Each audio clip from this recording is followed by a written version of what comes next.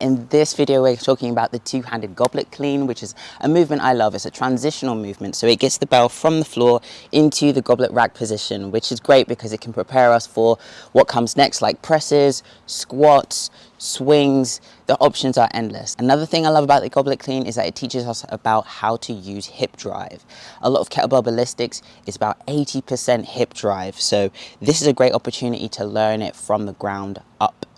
There are two main positions in the goblet clean. You'll start in the hinge position where we're loading up the hips, explosively standing up nice and tall into what's called a standing plank or a standing stack, like I like to call it. You've built up tension in the core, holding onto that bell nice and tight. Okay, so to set up for this, we are going to step either side of the kettlebell with the handlebars aligned with the tops of our laces. We're going to feel the earth beneath our feet. So I want you to sense the inner edge of your foot without losing the outside foot. We're going to have nice soft knees and inhale as you send the hips back, feeling a stretch behind your glutes and your thighs, reaching our arms down for an overhand grip. And I want you to kind of get heavy on the heels here. And we're just kind of looking straight ahead, feeling nice and long with the torso.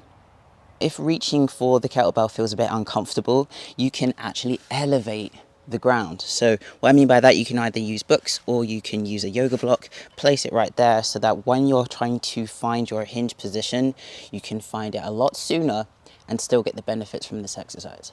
So for the next step, we're going to explosively push our feet through the floor with so much velocity and so much speed that the bell actually starts to lift off the ground.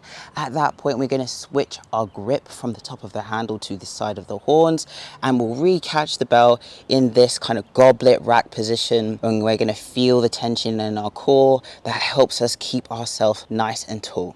I want you to think about maintaining your stack and your brace as you send your hips back.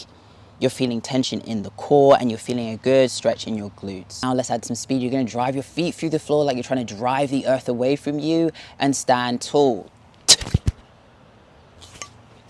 Now don't forget to breathe. You're going to inhale on the way down, exhale on the way up. To finish, reverse the motion to bring the bell back to the ground, keeping the bell close, smooth and controlled.